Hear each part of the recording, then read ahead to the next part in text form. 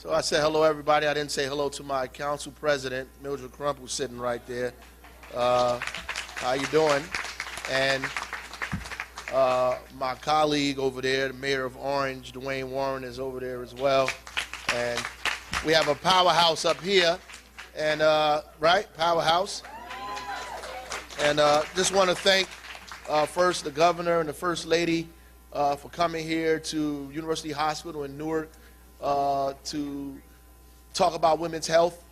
I want to welcome everybody here to University Hospital, the state's only public hospital. We're moving forward here at the hospital, just like Newark is moving forward as well. So this is an awesome opportunity for us all. Great for me as the mayor. Great for all of us here. It's an opportunity to empower the women in our community, particularly black and brown women in this city, specifically around maternal health, which is very, very, very important for us. We don't have the same outcomes, unfortunately, our families as other families, and these are opportunities to kind of fix and rectify some of those things and straighten it out a little bit. So I'm glad to be here, and I'm being followed today by somebody named Jay Wilson from Melanated Moms. Let me tell you something.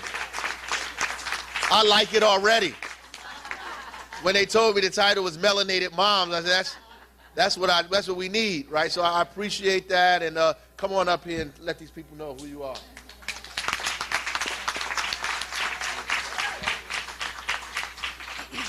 Good morning, everyone. A little more energy. Good morning. Good morning. Thank you. I'm so incredibly honored and excited to be here, to be able to share my story, and to also know that we're signing something into law that will benefit women that look like me. So please bear with me.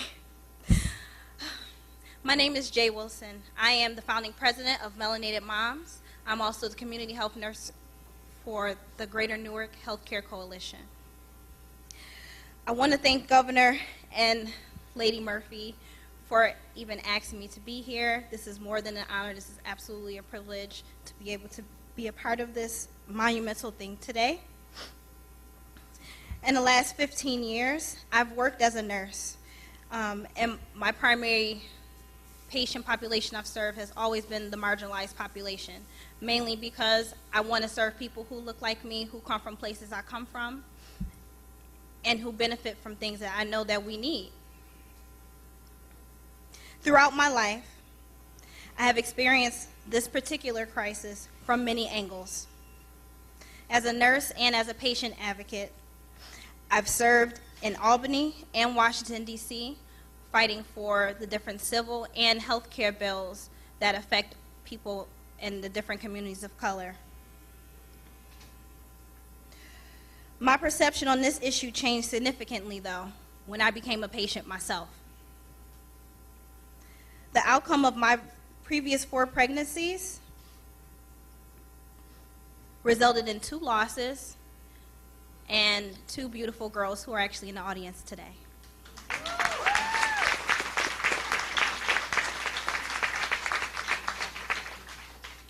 It's through them that I was strengthened to be an active leader in increasing the awareness of the maternal health crisis and using my voice inside and outside of the communities of color.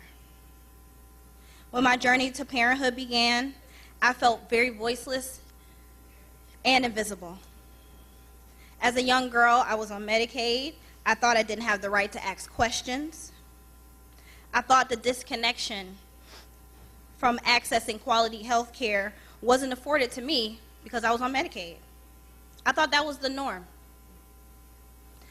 I soon discovered the biggest health disparity had nothing to do with my insurance. It had to do with the melanin in my skin. It was because of this that I became a nurse, and I was able to access quality health care and increase my own professional knowledge. But the biases towards my treatment was still very significant, and I felt just like that same 19-year-old girl that walked in the clinic in 2004. When I lost my previous pregnancies, it was due to the high blood pressure condition called preeclampsia. In my first pregnancy, I was told my only option was to terminate my pregnancy. I didn't know that I had any other option. I always wanted to listen to the physician, so I did as I was told. When I went into my second pregnancy, I lost that baby to a stillborn, again through preeclampsia. As I learned more about what this disease is, I found out it wasn't a singular issue. It wasn't something that I just faced. I found out 76% of the cases of preeclampsia actually happen to women of color, women that look like me, and that completely devastated me. I just remember thinking, how many other women are really getting the same story?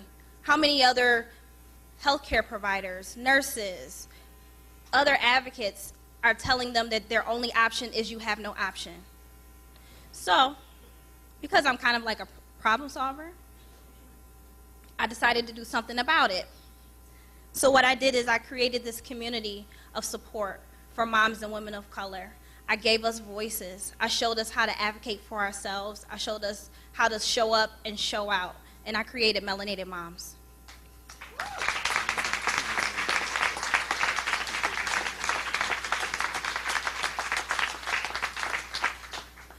Through the Melanated Moms platform, I was extended this amazing opportunity with the Greater Newark Healthcare Coalition to work on this amazing initiative called the Healthy Women, Healthy Families program.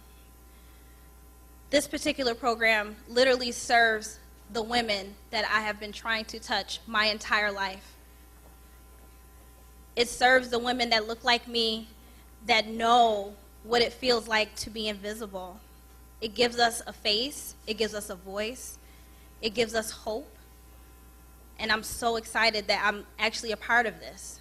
So I want to thank you for even extending this opportunity, not just to me, but to other women who look like me.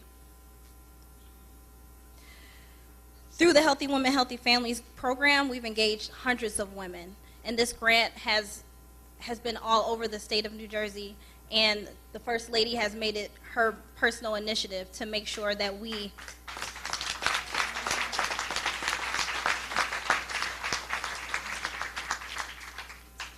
she makes sure that we have not just access to care, but to quality care. She literally cares about making a difference. That's rare. It's very, very rare to see someone take a personal stake in the lives of other people. This particular bill, it supports Medicaid covering doulas, which are these amazing, beautiful birth workers who literally devote themselves to our women to change their birthing outcomes.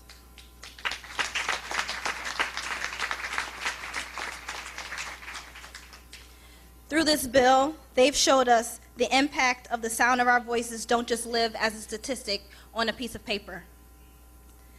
I'm so proud to know that I'm counted as a member of the maternal community, and with this legislative bill underway, we know the work is not complete, but it's absolutely just begun right here in the state of New Jersey. I now can say that I'm a survivor of preeclampsia, and I now know that I'm able to give my two girls, Nadia and Ava, hope that their biggest health disparity does not have to be determined by the color of their skin.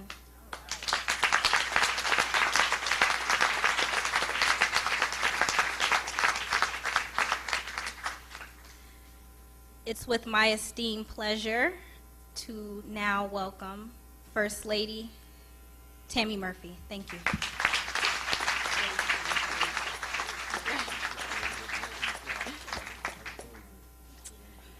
Good morning. It is beyond wonderful to be here with all of you today to celebrate the signing of these very vital pieces of legislation.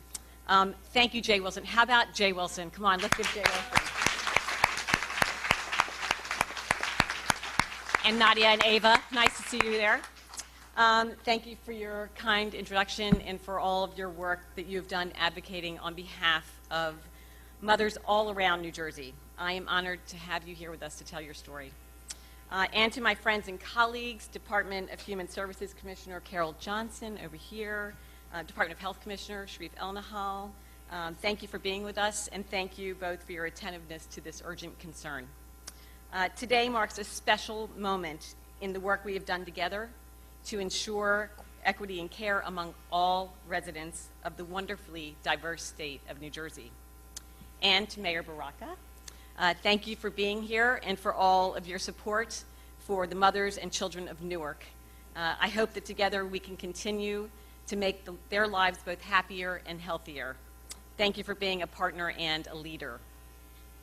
To our legislators in attendance, in particular, Senator Teresa Ruiz, Senator Nia Gill, Assemblywoman Angela McKnight, Assemblywoman Eliana Pinto-Moran, Assemblywoman Cleo Tucker, Assemblywoman Shavonda Sumter, Assemblywoman Shanique Spate, and Senator Joe Cryan, I owe you a deep debt of gratitude. Thank you for all your leadership and your commitment to this.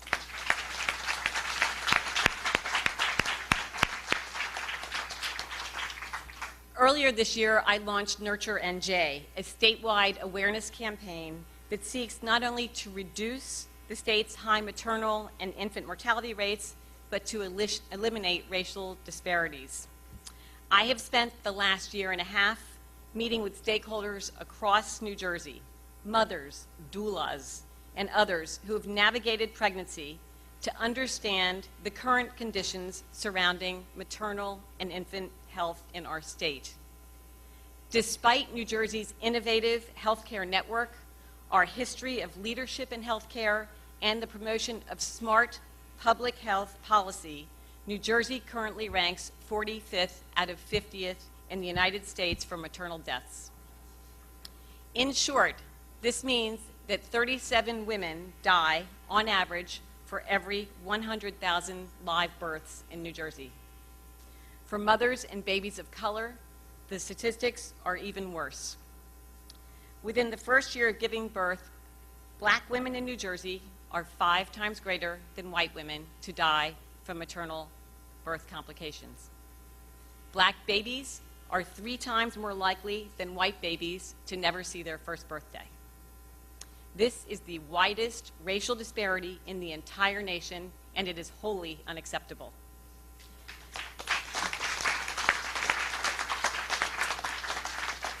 New Jersey must do better by these women and children.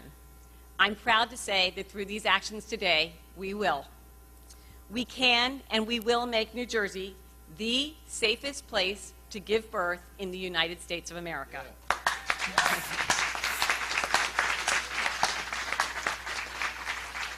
It is not just my hope, but it's my promise that our state's mothers will navigate their pregnancies with the confidence that they and their babies will both thrive in birth and in life.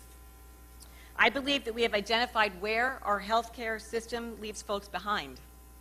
Now it's time to get to work to fill those gaps. It is on us to make sure every voice is heard, and it is our job as leaders to ensure that every mother, every baby, and every family has the opportunity to thrive here in New Jersey. Thank you to all of you who gathered here for the work you have done to make today possible. It is now my enormous pleasure to introduce my husband, Governor Phil Murphy.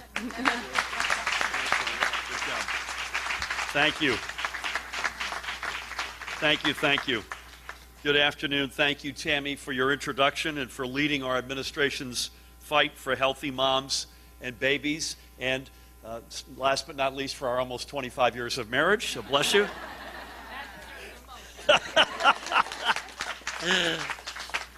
A really sad note, I want to say this up front, and brothers and sisters in labor may know this already, but ATU, Amalgamated Transit Union International President, a dear friend of mine and ours, Larry Hanley, passed away suddenly yesterday. Larry was an extraordinary leader, particularly on the bus side at NJ Transit. He was a leader in organized labor. He was an all-around great guy, an important advisor, and consigliere to me, and please keep Larry and his family in your prayers. Back to today's efforts. Thank you again, Jay Wilson. One more time for Jay. Thank you for sharing your story, for having your two extraordinary daughters with us today, and for your work. Yeah. Ladies, stand up and take a bow, please.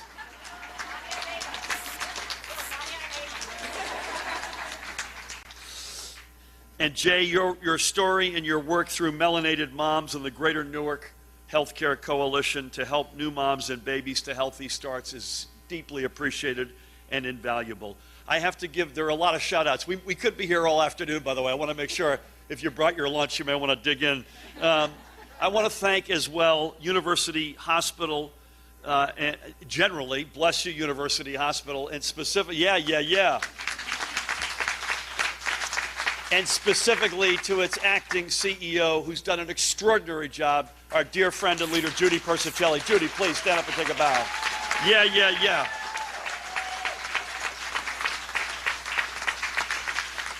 This hospital, no one knows this more than Mayor Baraka. This hospital serves a critical healthcare mission here in Newark and throughout the North Jersey region. It is New Jersey's only public hospital. It is North Jersey's only level 1 trauma center. Judy, I know you have been front and center in helping to restore University Hospital to its place as a premier healthcare center, and I and all of us thank you for your enormous efforts.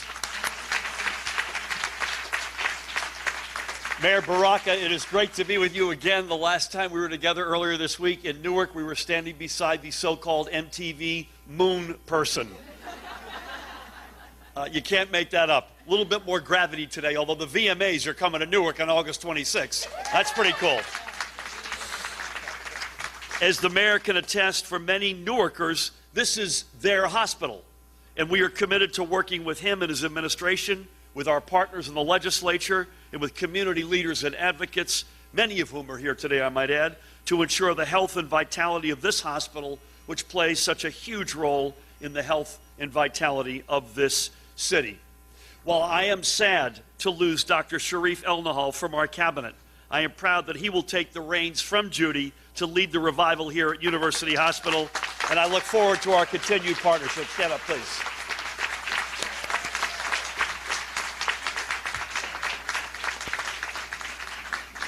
By the time I'm finished, each and every one of you will have the opportunity to stand and take a bow, I promise you. And one of those critical areas that Sharif will be focusing on in our partnership will be in ensuring that every baby born in New Jersey has a healthy start at life, and that every mother will likewise be healthy so she can be there for her child throughout their life. And today I'm incredibly honored to sign not one, not two, not three, but 4 bills which will help us meet head-on our state's maternal and infant mortality crisis. And I am equally honored to be joined by an extraordinary team of legislators whose work on these measures has been invaluable, led by senators on the end, Senator Ruiz and Senator Cryan. Thank you on the Senate side.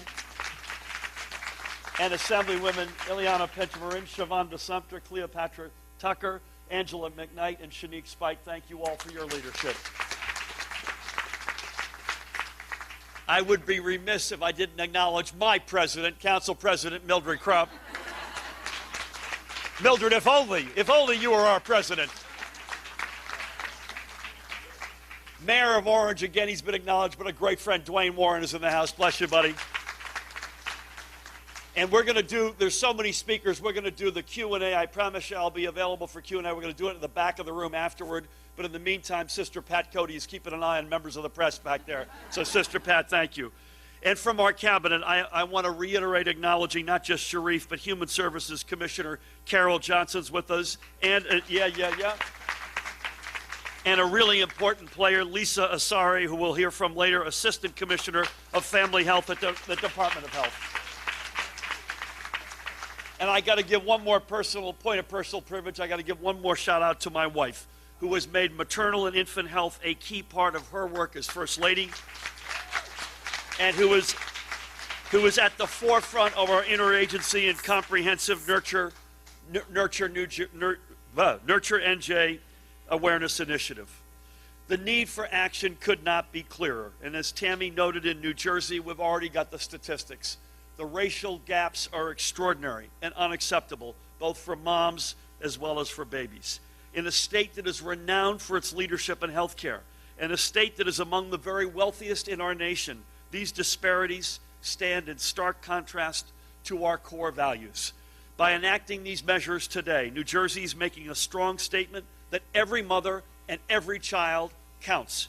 Today, we are improving access to vital perinatal care through Medicaid for qualified expectant mothers. Medicaid already covers 40% of all childbirths in New Jersey, and these measures will ensure that that coverage includes the time leading up to birth, as well as to help ensure a healthier outcome for both mother and child. We are also increasing access for Medicaid-eligible new mothers to doulas, who can play a critical role in reversing these statistics. And we are taking action to prohibit Medicaid and state-derived health plans from covering non-medically necessary induced births. We know these practices carry higher risks for mothers and babies who can greatly benefit from even a few more days in the womb, and they contribute to our being a national outlier in maternal and infant mortality. And we will not allow taxpayer dollars to support these practices anymore, period, full stop. This is interesting. We will not be the first state to stop paying for early deliveries, but we are joining a strikingly diverse group that includes, are you ready for this? Georgia, who'd have thunk it? Michigan, New Mexico, New York, South Carolina, and Texas. An interesting group. It's very rare I give shout outs to Georgia, South Carolina, and Texas. So please make sure you have that on tape. Certainly, it will take more than these measures for us to get things right. We must also be unafraid to take on the systemic racism in our healthcare networks. To do so will require our changing the way we look at maternal health. We're not going to confine ourselves to looking only at the 9 months of pregnancy or the precious hours in the delivery room. We're going to focus on the years leading up to and following childbirth. When we have healthier communities, we have healthier mothers and babies. This is our ultimate goal through our actions today and our ongoing efforts through Nurture and J. Once again, I congratulate everybody here on their work to pass these bills. It is now my distinct pleasure to hand the podium over and introduce one of the leaders in this effort and in so many other efforts in the legislature and in the Senate, Newark's own Senator Teresa Ruiz. Thank you. Thank you. Thank you, and welcome to the greatest district in the Garden State, the great city of Newark, to our governor, to the First Lady, to members of the cabinet, and to the great mayor. So first, I just want to take an opportunity to say, let's celebrate the power of the body of the woman that has the opportunity to give birth and life to another individual. It is an extraordinary thing that we have, and then I'll walk you through some personal experiences, but I think that deserves a round of applause for every woman in the room. You've heard a lot of statistics, and so one of them, and I'm not sure if it was mentioned, but I'll repeat it, New Jersey ranked 43 out of the 48 states that were measured in this, and certainly New Jersey never wants to be in any capacity except in #1 position. This whole range of policy initiatives is much greater than just having a quick fix. It's an approach to educate and empower both the women, our families, and our communities. We must do better in our medical school systems to train the next generation of professionals to understand their critical key component in having conversations that are not one-sided but inclusive of the mother who's about to give birth. We have to empower and educate the woman before giving birth, during giving birth, and give her all of the support systems in place.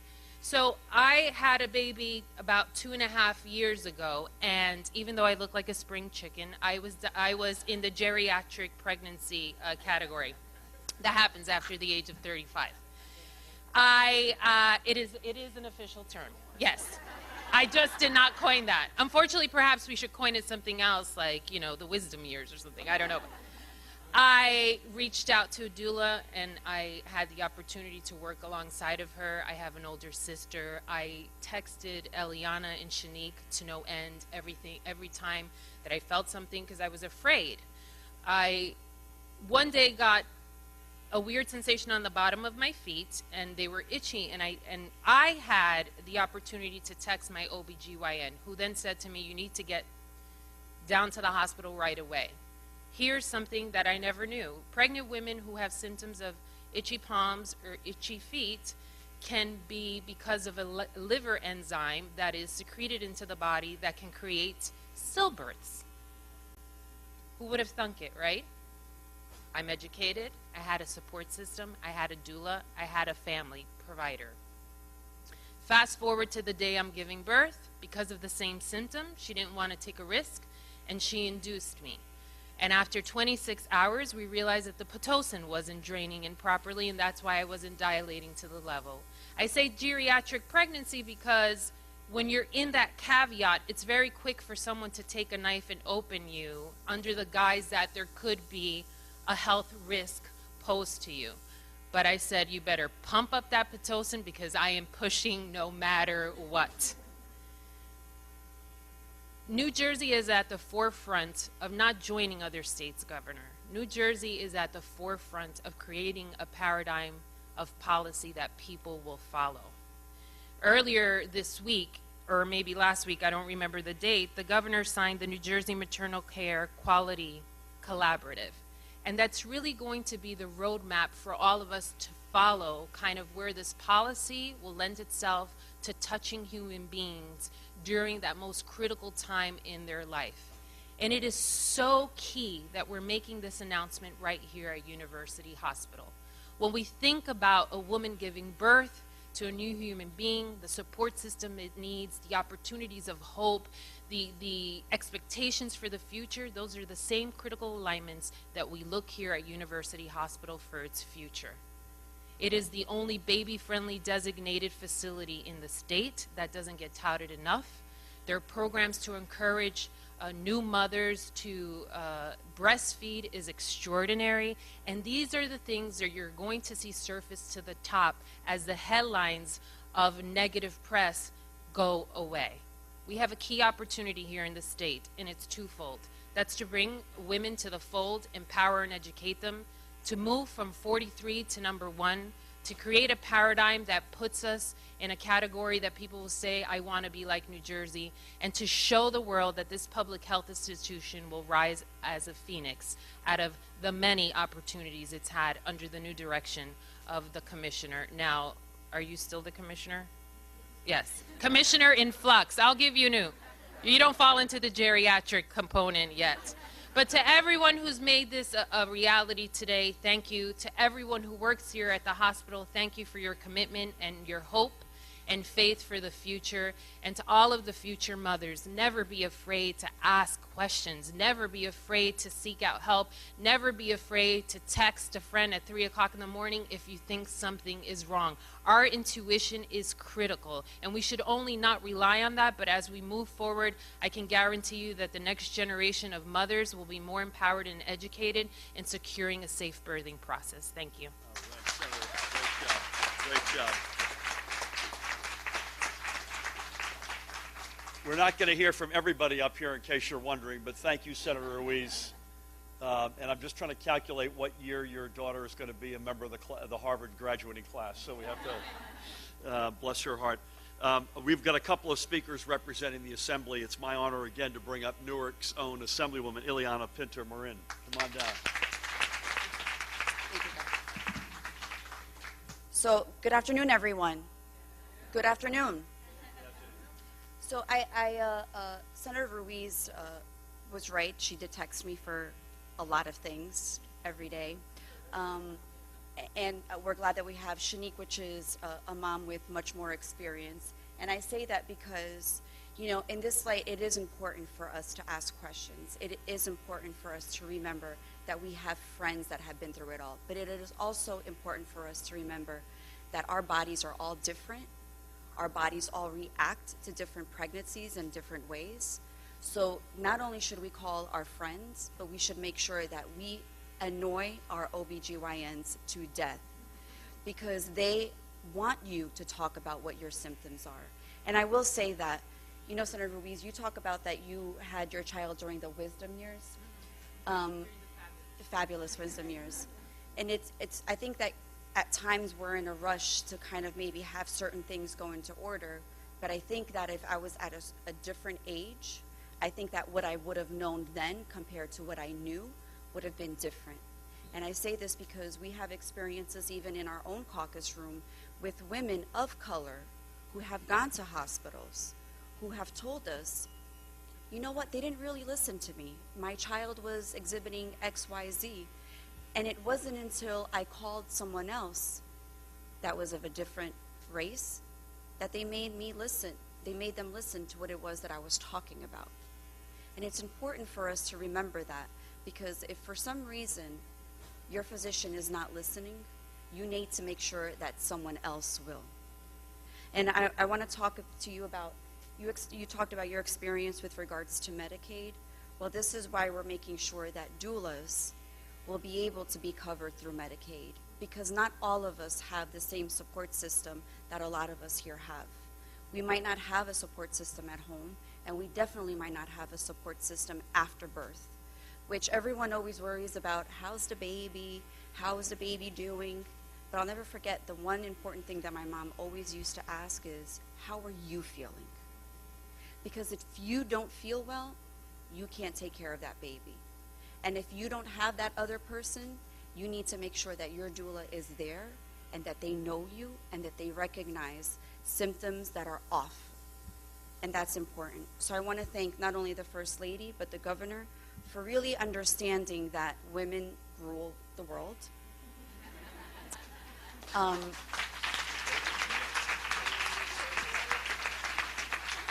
might get her in trouble, but we can do things better. We're smarter.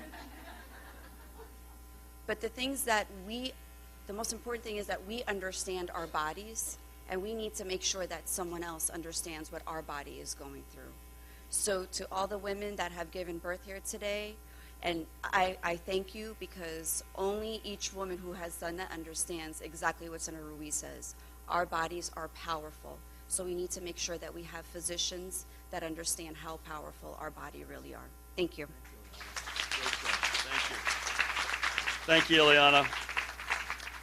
I want to invite another Assemblywoman up, all the way in from Hudson County, a leader on this and so much else. Honored to have Angela McKnight with us. Come on down, Angela.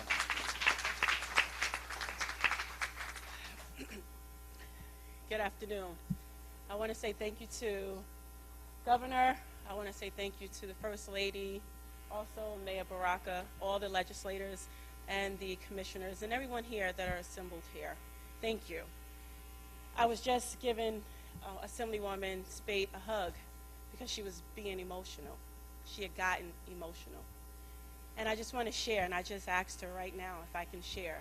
She has 4 children, and all 4 children were delivered by cesarean. So I know it's near and dear to her heart. And then when Eliana says that her mom used to ask her, how is she doing? My daughter is a first-time mom, and my grandson is 18 months. And every time we go out, everyone says, how is your son? And she says, well, what about me? So now, thank you, Eliana, for saying that. I'm going to begin to ask my daughter, how are you doing? I give greetings from the 31st District that I'm proud to serve.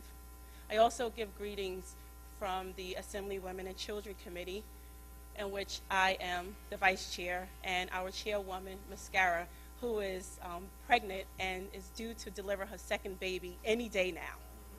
Any day.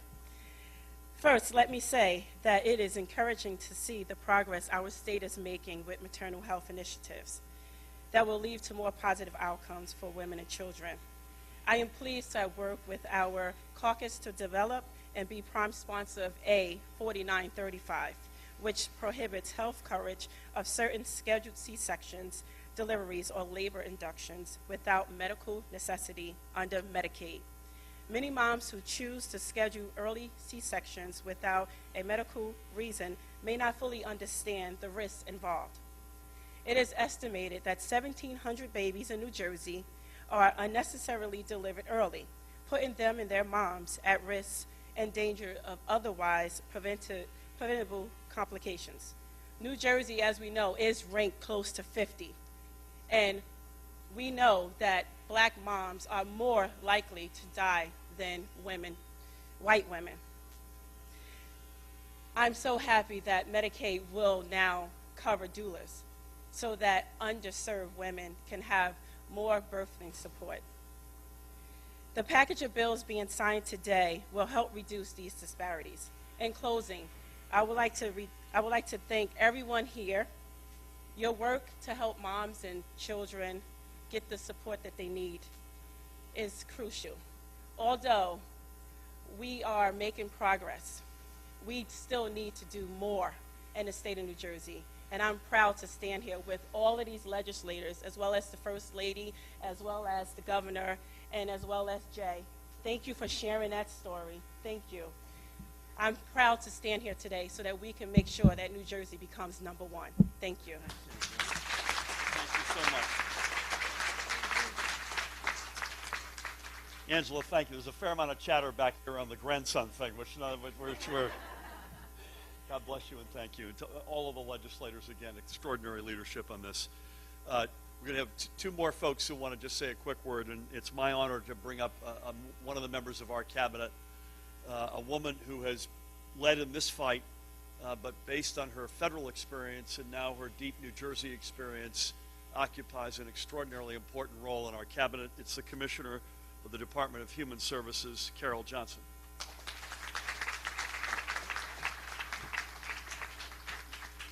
Good afternoon, everyone. Thank you so much for being here. I will be brief. I want to thank you, Governor. When my colleagues in other states ask me how New Jersey is moving so quickly on this issue, I say three things. One, the Governor and the First Lady have made this a top priority and have said that the disparities that exist in our state are completely unacceptable, and addressing racism is part of the solution. Two, the powerhouse women in the New Jersey State Legislature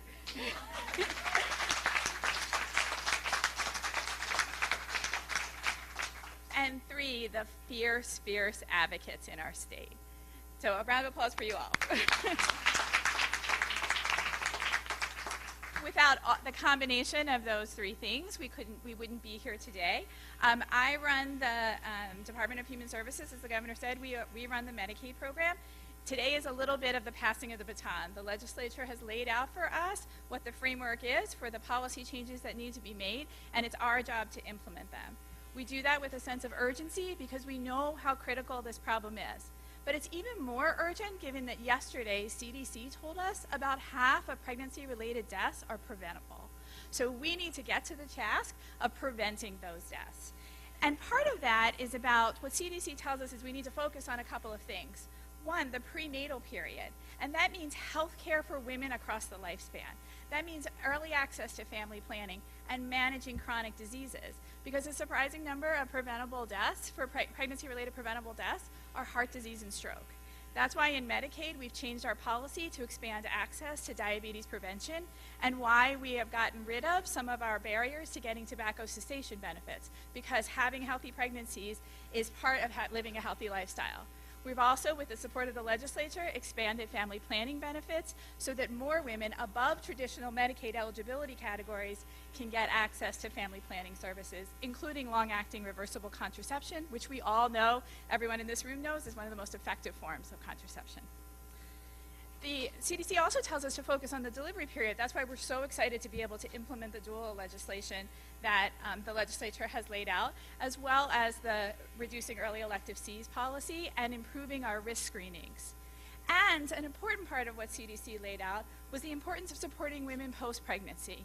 And that is not only about their health care, but that is about the social determinants of health, the things that ensure that women can live healthy lives that are all about the environments in which they live. And so that's why we as an administration have invested so heavily, and so many of the legislators here today are champions of our efforts to support affordable child care, because affordable child care is a part of a healthy life.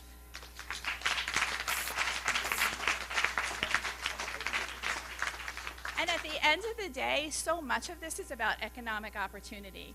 The research base is continuing to grow, showing that a minimum wage, a state earned income tax credit that improve economic opportunities and affect the birth weights of children and can improve maternal mortality. So we are together as a state fighting hard across all fronts, both in the healthcare sphere and in all those social determinants, to create the best possible environment for our families.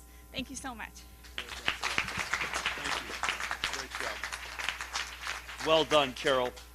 Last but certainly not least, representing the Department of Health, its Assistant Commissioner and a leader in this entire arena and so many more. Please help me welcome Lisa Asare.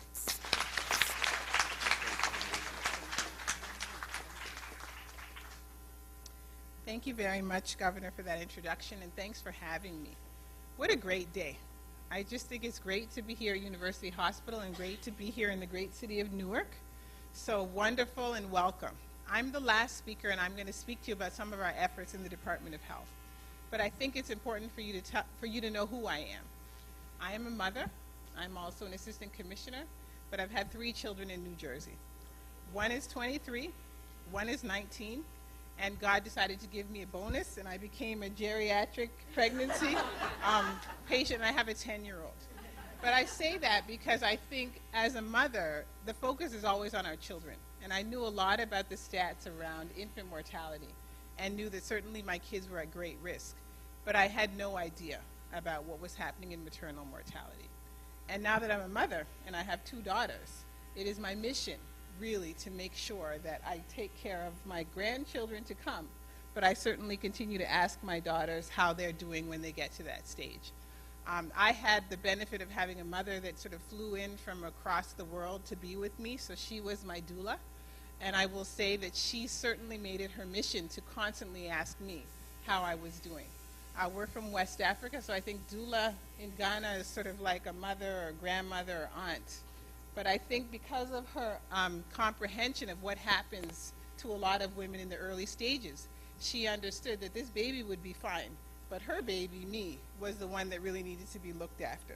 So I've told you about who I am, but I will sort of refer back to Jay's comments about it's tragic when race determines your destiny.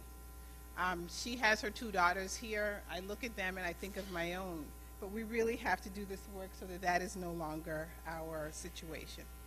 Under the leadership of First Lady and the New Jersey Nurture NJ initiative, DOH is really working in concert through something called Healthy Women, Healthy Families. We are focused on high-risk women that include low-income or uninsured, women with chronic health conditions, victims of domestic violence, folks that are experiencing mental health issues, and just people in general who may have had unintended pregnancies or need additional social supports. And we really took our time when we developed this program to really canvass the state and really speak to women and speak to community health workers about what the barriers were and what some of their experiences were. And out of all of that state crisscross traveling and talking, we developed the Healthy Women, Healthy Families Initiative, and we've invested $4.3 million to address county initiatives as well as municipality initiatives that really focus on high-need cities and really use evidence-based practices that have been shown to be very successful and promising with communities of color. So I'm really happy to stand in front of you and see so many of my partners represented here. I see the doulas, I see the executive directors, I see the agency leads, I see the community health workers, and I'm absolutely thrilled to be here with them. You should know we're targeting these activities in 8 key cities. We hope to be in more places, and thanks to Carol and the work of DHS, Commissioner Johnson, we will have Medicaid coverage for doulas statewide. But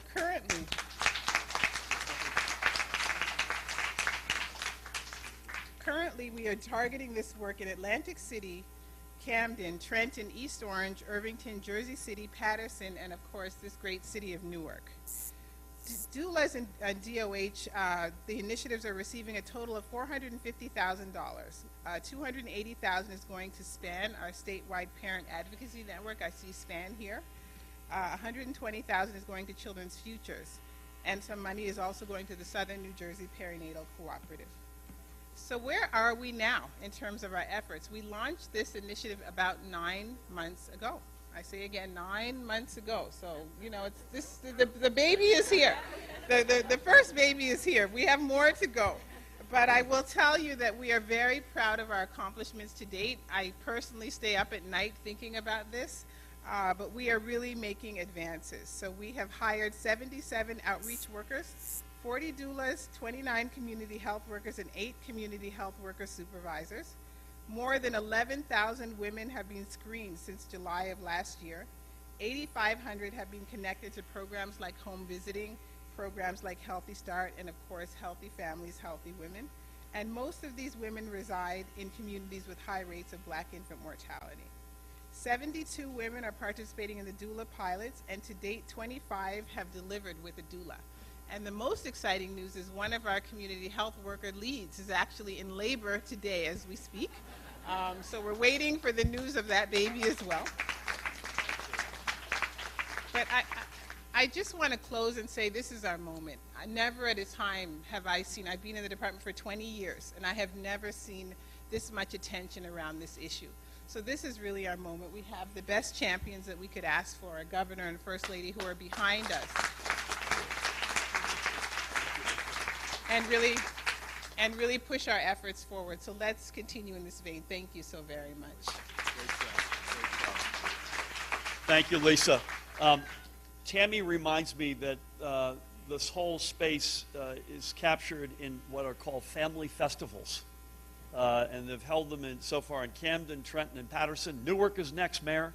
June 8th, the family festival comes to Newark on June 8th. So we're looking forward to seeing you all out there. I want to thank, in the bigger sense, our host, the one, the only, the rockin' Mayor Ras Baraka. I want to thank, amen. I want to thank our literal host, Judy Persicelli, and thank you again for your extraordinary leadership and your whole team. Wish Sharif the very best. I want to thank this murderer's row of legislators, without whom we wouldn't be here. To the Commissioner Johnson, to Lisa, to Jay. Thank you, Jay, for your extraordinary leadership and your great story, your daughters. Thank you, Lisa and Carol, for your leadership. Mrs. Murphy, great leadership by you as well. Madam President, Mayor, Sister, all of the above. Bless you all. Let's go over and make this the law of the land.